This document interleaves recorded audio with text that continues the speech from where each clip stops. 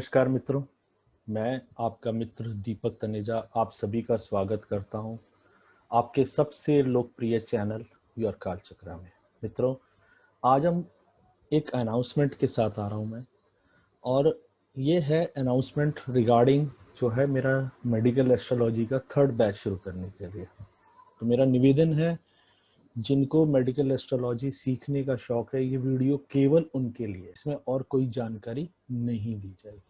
मित्रों, मैं पहले 2 बैच मेडिकल एस्ट्रोलॉजी के पढ़ा चुका हूँ। आज मैं 3rd बैच की शुरुआत की अनाउंसमेंट करने आया हूँ।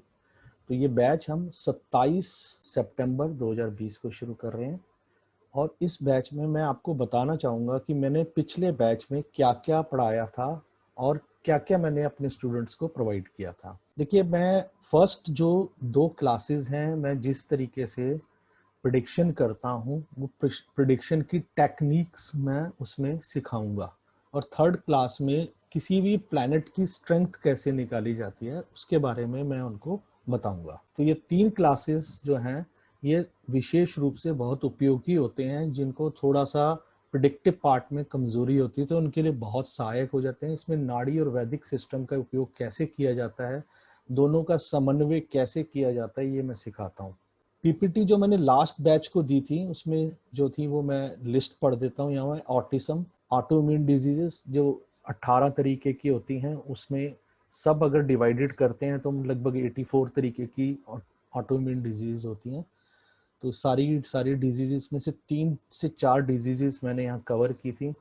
तो उनको उसके बारे में डिटेल में समझाया था मैंने। ब्लड के ऊपर जितनी डिटेल्स दी जा सकती हैं, ब्लड से रिलेटेड प्रॉब्लम्स, डिजीजेस, वो हमने डिस्कस की थी, कवर की थी। बोन्स, नंबर ऑफ बोन्स, उनके रिलेटेड प्रॉब्लम्स, उनसे रिलेटेड क्या क्या चीज़ों से एक बोन बनती है और क्या उसमें किस प्रकार की डिजीजेस संभावित हैं और उनके क्या इलाज हैं, उनको देखने का क्या तरीका है एस्ट्रोलॉजी के लिए, ये हम लोगों ने डिस्कस किया था। कैंसर जो कितने प्रकार के कैंसर हैं और उन कैंसर में भी कैसे कैसे अलग अलग कैंसर्स को देखने की क्या विधि रहती है, ये सारी चीजें हमने वहाँ पे डिस्कस की थी।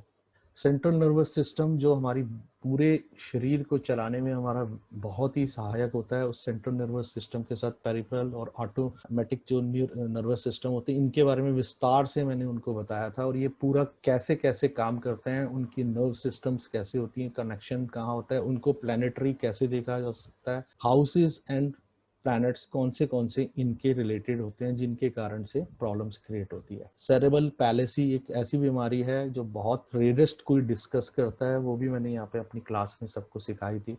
आईज से रिलेटेड जो होने वाली बीमारियां और अलग अलग तरीके की उन सभी प्रकार की बीमारियों को कवर किया था, जिसमें से 2 से 3 बीमारियों पर विस्तार से उन्हें मैंने समझाया था। फिशर और फिस्टुला, ये 2 प्रकार की जो बीमारियां होती हैं, इनके बारे में जनरली किसी को आप बात करते नहीं देखेंगे, तो वो भी मैंने यहाँ पे उनको कैसे देखा जाता है, कौन से प्लैनेट्स इन्वॉल्व होते हैं, क्यों पता चलता है कि क्या कारण है कि पता चल जाता है। गॉल ब्लैडर रिलेटेड प्रॉब्लम्स, उनसे रिलेटेड प्रॉब्लम्स को देखने का तरीका, रेमेडीज, और बहुत ही यूनिक रेमेडीज मैंने अपनी क्लास में बताई थी, जो अभी तक आपको कहीं और कहीं चर्चा का विषय नहीं मिलेगा।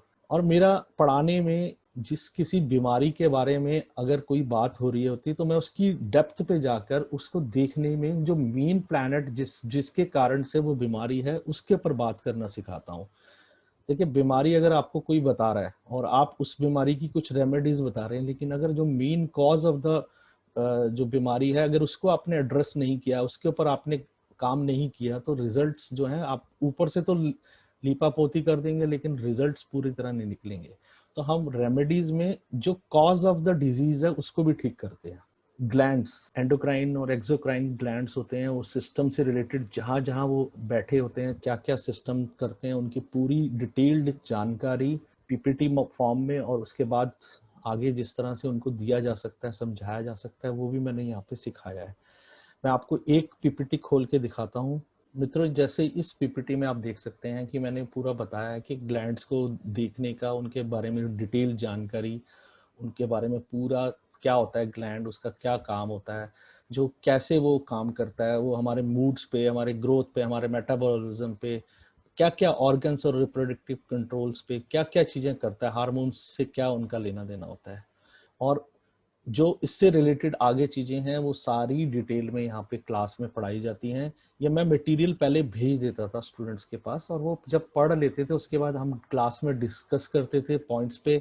जहां उनको दिक्कत होती थी वो मैं पूरा उनके एक एक पॉइंट्स को क्लियर करता था। इस तरह से पूरा एक एक जो ग्लैंड हो गया, इस तरह हार्ट हो गया, हर एक उसके ऊपर अलग अलग पीपीटी है, उस हर पीपीटी के ऊपर डिटेल्स के ऊपर चर्चा हुई है। अब आप यहाँ लिवर से रिलेटेड एक पीपीटी देख रहे हैं, इसमें लिवर के बारे में पूरी विस्तार से साइंस के ऊपर बताया गया, साइंटिफिकली वो क्या है, उसमें कैसे वो काम करता है। उससे रिलेटेड डिजीज के ऊपर हमने बात की है, सिरोसिस पे हमारा ऑटोइम्यून डिजीज पे पहले ही वीडियो आया हुआ है, उसकी पीपीटी अलग से हम देते हैं और उनको कह देते हैं स्टूडेंट्स को कि आप वो वीडियो देख लें, उसमें से किसी के पास कोई प्रश्न है तो उसके ऊपर हम खुल के चर्चा करते हैं। ये सारे के सारे जितने भी हैं इसके बारे में हम क्लास में बात होती है, और जहां पे कोई भी प्रश्न होता है उस प्रश्न का उत्तर दिया जाता है। इनसे कैसे कौन से प्लैनेट का रिजल्ट रिलेशन है वो हम देख लेते हैं। किडनी के बारे में है पूरी बातचीत, कैसे देखा जाता है उसको, उससे रिलेटेड सारे के सारी डिटेल्स दी जाती हैं, उसके बारे में पूरा एक एक पॉइंट वाइज बताया जाता है। ये पूरा उसके बारे में कोई भी स्टूडेंट अच्छे से पढ़ के समझ लेगा, और उससे रिलेटेड कोई क्वेश्चन आंसर्स होते हैं मैं फिर उनको क्लियर करता हूँ। उनके उनसे कैसे कैसे कौन से प्लैनेट का क्या रिजल्ट होता है, क्यों होता है, क्योंकि जब तक क्यों नहीं मालूम है तो आप कभी भी आगे नहीं बढ़ सकते। अगर किडनी रिलेटेड प्रॉब्लम होती है तो उसके पीछे क्या होता है और उससे क्या क्या चीजें अफेक्ट उठती हैं वो सारा बताया जाता है। कॉम्प्लिकेशन से लेके नॉर्मल चीजों के बारे में, एस्ट्रोलॉजिकल पैरामीटर्स देखिए आप यहाँ पे, एस्ट्रोलॉजिकल पैरामीटर्स के ऊपर भी बात हुई है, और ये सारी की सारी चीजें हम अपनी क्लास में शेयर करते हैं। और इसके बाद एक पीडीएफ जो मैंने सबको भेजी है स्टूडेंट्स को, मैं उसके बारे में भी आज आपको शेयर करके दिखाता हूँ। जैसा कि आप यहाँ देख पा रहे हैं कि मैं इस प्रकार से जो पीडीएफ भी बनाए हुए हैं जिसमें मैंने कहीं पर भी किसी डिजीज से रिलेटेड क्या क्या, जैसे ये पैरालिसिस पे है, पैरालिसिस क्या होता है, कैसे होता है, उसके बारे में है, और कितने प्रकार के पैरालिसिस होते हैं, फिर उनसे कौन से भाव और कौन सी राशियां जुड़ी हुई हैं, और कौन से ग्रहों का इसमें लेना देना है। ये इस प्रकार से मैं हर जो है उसके बारे में बनाता हूँ।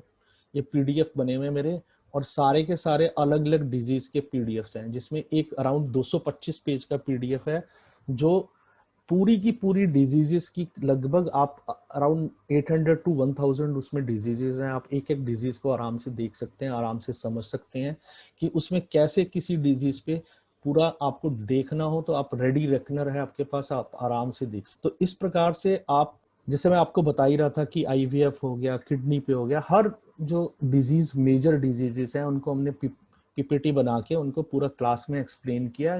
पीपीटी पहले चली जाती थी, हम क्लास में एक्सप्लेन करते थे और चार्ट्स पे प्रैक्टिस करते थे। और इसके अलावा हम जो है एक हमने व्हाट्सएप ग्रुप बनाया हुआ था, वहाँ पे ऑलमोस्ट 1 से लेके 3 चार्ट्स पे वहाँ डिस्कशन सारे स्टूडेंट्स करते थे, जहाँ पे उनको कहीं किसी पॉइंट पे उनको मेरी सपोर्ट चाहिए होती थी, कोई गाइडेंस चाहिए होती थी, मैं उनको गाइड करता था कि क्या चीज क्यों करो और कैसे देखो और उसके पीछे का लॉजिक और रीजनिंग क्या है। जैसे मैं आपको एक छोटा सा एग्जांपल देता हूँ, अभी कल परसों की क्लास की बात है, उसमें से एक स्टूडेंट ने, जबकि वो क्लास को खत्म हुए आज 2.5 महीने हो चुके हैं, तो एक स्टूडेंट ने मेरे से पूछा कि सर जो स्टोन होता है उसमें तो शुक्र मंगल का तो रोल हमें समझ में आ गया, लेकिन शनि का कैसे रोल होता है। तो मैंने उनको बताया कि जो रेतीले टाइप के स्टोन्स होते हैं, जो डस्टी टाइप के स्टोन्स भी होते हैं, जो हमारे लीवर में या किडनी में या हमारे गॉल ब्लैडर में आ जाते हैं, तो उन स्टोन्स को हम कभी भी अगर जो होता है शनि या राहु से देखते हैं। तो इस प्रकार से उनको हम क्लास में बार बार बताते रहते हैं, कहीं पे भी आवश्यकता रहती है तो मैं उनको बाद में भी उनको गाइडेंस देता रहता हूँ। तो ये आप देख सकते हैं लिम्फेटिक सिस्टम के ऊपर है, लंग्स के ऊपर है, न्यूरॉन्स के ऊपर है, हमारा सेंट्रल नर्वस सिस्टम तो मैंने आपको पहले ही बता दिया था। नक्षत्र मेडिकल एस्ट्रोलॉजी में क्या रोल प्ले करते हैं, साइन हाउसेज एंड प्लैनेट्स, सभी प्लैनेट्स पे अलग से एक पूरा पूरा लेक्चर रहता है जिसमें डिटेल में मैं पूरे प्लैनेट और उनकी नेचर जैसे रहती है कि एक प्लैनेट क्या करता है, कैसे वो हमारे शरीर के कौन से अंग से संबंध रखता है, और क्या क्या डिजीज देने में सक्षम है और क्यों देने में सक्षम है। तो ये क्यों जब क्लियर हो जाता है, रीजंस लॉजिक के साथ आपको क्लियर हो जाता है, तो आप उसको आसानी से करते हैं। ऐसे बहुत सारे रोग हैं जिनके बारे में हम सिम्टम्स के तौर पे कुछ चीज और देखते हैं लेकिन कॉज कुछ और होती है। तो मैं कॉज पे काम कराया मैंने स्टूडेंट्स को, आज वो कॉज को भी अच्छे से आइडेंटिफाई करने में सक्षम है। और मैं कह सकता हूं कि आगे चल के विद इन 1 to 2 years उनमें से कुछ स्टूडेंट्स, 3 से 4 स्टूडेंट्स के बारे में मैं कंफर्म हूं कि वो अपना बहुत नाम कमाएंगे। पाइल्स हो गया, पिट्यूटरी ग्लैंड्स हैं, उनका क्या रोल है, पिट्यूटरी ग्लैंड्स या ग्लैंड्स हमारी लाइफ में क्या करते हैं, हार्मोन्स का क्या रोल है, ये मैंने पूरे लेक्चर्स दिए हैं, क्लास में बताया था। रिप्रोडक्टिव ऑर्गन्स कौन से होते हैं, क्या करते हैं, उनके ऊपर हमने पीपीटी बना के भेजा था। जो इंपॉर्टेंट पॉइंट्स इस पे हम खुल के डिस्कस कर सकते थे वो कर लिए थे, जो नहीं कर सकते थे उनको समझा दिया था कि बच्चों मैं ये नहीं कर पाऊंगा बात, तो उन्होंने भी इस बात को सहज से स्वीकार किया था।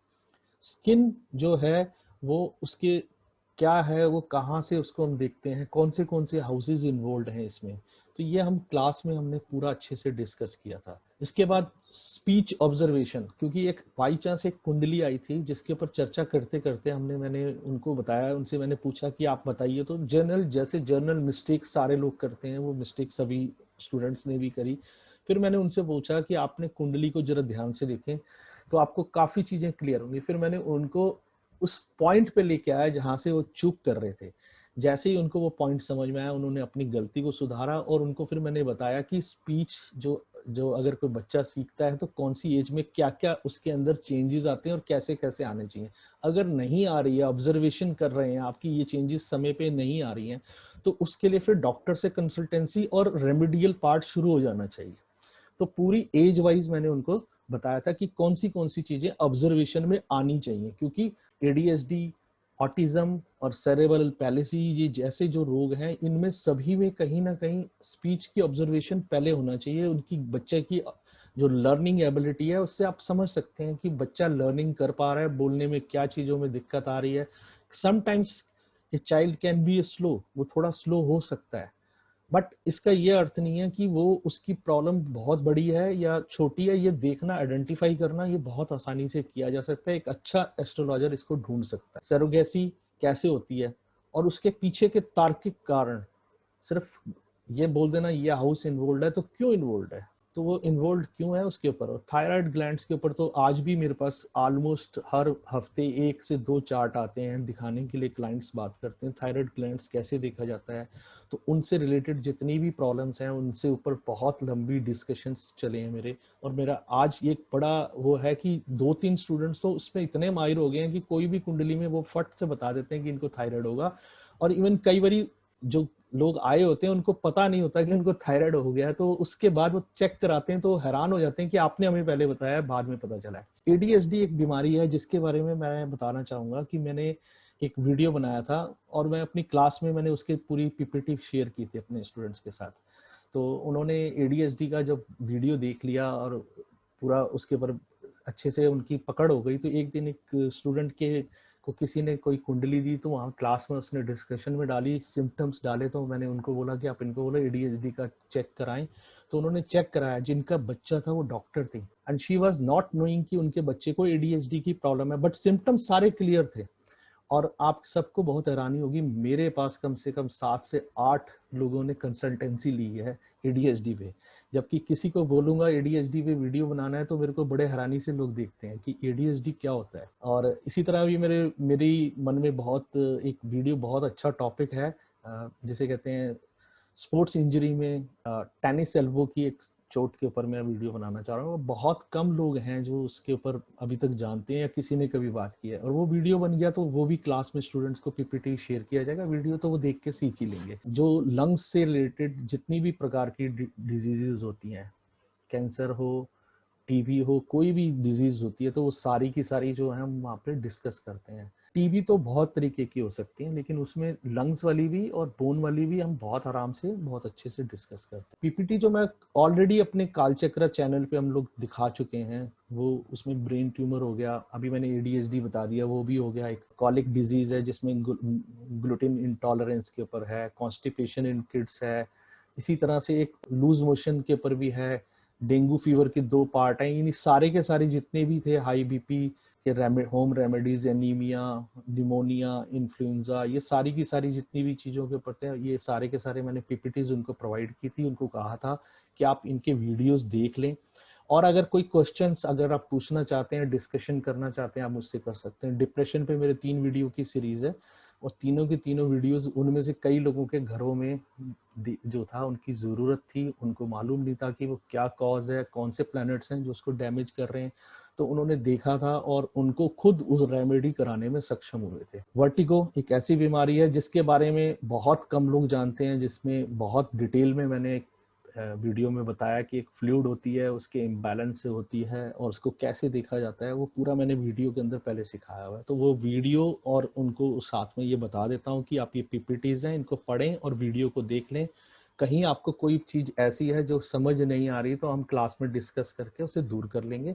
अगर किसी को एक इंडिविजुअल को कोई एक छोटा सा कोई क्वेश्चन भी होता था, हम उसको क्लियर करते थे। माइग्रेन के ऊपर मेरा एक वीडियो आ चुका है, निकोडर्मा पे 2 वीडियोस आए हुए हैं, लहसुन क्या है, उसके क्या उपयोग हैं हमारे जीवन में, वात पित्त कफ पर 3 वीडियोस होने के बावजूद भी मैंने उनको क्लास में अलग से और डिटेल्ड जानकारी दी थी। और सात्विक, राजसिक और तामसिक, इसके ऊपर आपको बहुत कम लोग बात करते मिलेंगे। गुण बताएंगे, भोजन की प्रवृत्ति बताएंगे, उनका प्रभाव नहीं बता पाएंगे, और वो देखने का क्या तरीका होता है, कैसे कैसे लक्षण होते हैं कि ये आपके अंदर सात्विक गुण है कि तामसिक गुण है कि राजसिक गुण है। तो उनपे भी लगभग 30 से 40 पॉइंट्स मैंने क्लास में डिस्कस किए, जो यूनिक थे पॉइंट और आज तक आपको कहीं और नहीं मिलेंगे। मैंने बड़े सारे पीडीएफ बनाए हुए हैं, जिसमें मैंने अभी आपको एक पीडीएफ दिखाया था जो पैरालिसिस पे था। उसी तरह से अलग अलग बीमारियों पे मेरे पास पीडीएफ है, जिसमें लगभग 1000 बीमारियों पे डिस्कशन है और उनके बारे में पूरी पॉइंट वाइज बताया गया है, कौन सा प्लैनेट, कौन सा हाउस और कौन सी चीजें इन्वॉल्व है और वो क्यों इन्वॉल्व है। मान लीजिए कहीं शनि का नाम आ रहा है, तो शनि का क्यों हम उसमें नाम ले रहे हैं, शनि किस प्रकार से उसको करेगा। तो अगर आपको एक बारी किसी भी प्लैनेट की प्रवृत्ति, प्रकृति और उसका प्रभाव समझ में अच्छे से आ गया, तो आप उसको समझना बहुत आसान हो जाता है कि वो किस प्रकार का प्रभाव डालेगा। और कुंडली अच्छे से देखनी आती है, स्ट्रेंथ प्लैनेट्स की निकालनी, हाउसेस की, और इसके अलावा जो राशियां जो हैं उनकी, यानी साइन, हाउसेस एंड प्लैनेट्स, इन तीनों की आप स्ट्रेंथ अगर निकालनी सीख लेते हैं सही से, और एक दूसरे को कैसे प्लैनेट किस प्रकार का प्रभाव दे रहे हैं, पॉजिटिव, नेगेटिव, ये सारी चीजें निकालना आपको आ गया, तो आप किसी भी प्रकार का प्रिडिक्शन कुंडली पे कर सकते हैं। ईश्वर कृपा से मैं ये कह सकता हूँ कि बहुत अच्छा रिजल्ट मेरे स्टूडेंट्स का रहा। उन्होंने आज वो बहुत अच्छे से कुंडलियां देख पा रहे हैं। एक किसी भी एक टीचर के लिए एक बहुत अच्छी बात होती है कि उसके स्टूडेंट्स काबिल और योग्य होकर सफल हो जाएं। इसमें हम नंबर ऑफ क्लासेस जो हैं जो 27 रखेंगे। ये संडे को हम रखने के सोच रहे हैं। अभी शुरुआत में संडे 27 तारीख को हम सोच रहे हैं, 27 10:30 से 12:30। बाकी हम डिस्कस करके अगर वीक डेज में अगर सारे लोग तैयार हो जाएंगे तो मैं वीक डेज में इवनिंग में रख सकता हूँ। ये 21,000 इसकी फीस रहेगी। और हम प्रैक्टिकल चार्ट्स भी लेते हैं ग्रुप में, हम व्हाट्सएप का एक ग्रुप बना के वहां डालते हैं, और जहां पे कोई भी चीज को कहीं दिक्कत आ रही होती है तो मैं उनको पूरा पर्सनल सपोर्ट देता हूं, उनको सीखने में, उनको अच्छे से कुंडली का विश्लेषण। मैं बहुत सारी चीजें दिखा सकता हूँ व्हाट्सएप पे कि जो मेरे स्टूडेंट्स ने पहले लिखी हैं, और वो देखकर कोई भी व्यक्ति बड़े हैरानी प्रकट कर सकता है कि बहुत अच्छा लिखा है उन्होंने। इसकी रिकॉर्डिंग देंगे, ये पूरा का पूरा प्रोसेस जूम पे रहेगा, और इसकी रिकॉर्डिंग सेम डे में भेज देता हूँ, और वो 7 दिन तक अवेलेबल होती है। जो डाउनलोड नहीं कर पाते हैं तो उनको फिर आपस में एक बार शेयर कर लेते हैं, नहीं तो मैं उनको दोबारा भेज देता हूँ। अगर किसी को इस मेडिकल एस्ट्रोलॉजी के कोर्स के लिए कोई जानकारी और लेनी है, या आगे क्या करना चाहिए, प्रोसेस कंप्लीट कैसे होती है, उसके बारे में बात करनी है, मेरा मोबाइल नंबर और ईमेल एड्रेस है। और जो मैं फिर रिमाइंड करा देता हूँ, पीपीटी इंग्लिश में रहेंगी, हमारी क्लास हिंदी में बातचीत होगी। जो शब्द इंग्लिश में ही ज्यादा फेमस है हम उसको इंग्लिश में लेंगे। जैसे लंग्स हैं, हम लंग्स ही बोलते हैं, हार्ट है हम हार्ट ही बोलते हैं, हृदय नहीं बोलते हैं तो हम हार्ट बोल के ही बात करेंगे, ब्रेन बोलेंगे। तो ये मैं आशा करता हूँ कि मेरी भाव और मेरी भावना को लोग समझेंगे। जो मैंने पीडीएफ बनाए हैं मोर देन 225 पेजेस के हैं। इसमें विटामिन वगैरह का मैंने आपको पहले भी बताया है, बड़े सारे इसमें चीज़ों के ऊपर बड़े अलग अलग तरीके के पीडीएफ्स हैं, वो सारे मिला के बहुत उपयोगी हैं। इसके अलावा जो क्लास है, फाइनली फिर रिमाइंड करा रहा हूँ कि उसमें लॉजिक और रीजनिंग के साथ सारे के सारे प्लैनेट्स, हाउसेस और साइंस के बारे में बहुत डिटेल में, डिजीजेस से कैसे रिलेशन है और क्यों रिलेशन है, ये सारा डिटेल में चर्चा होती है। यहाँ पे मैं आपसे नमस्कार और धन्यवाद करता हूँ। इच्छुक लोग मुझे पर्सनल में संपर्क कर सकते हैं।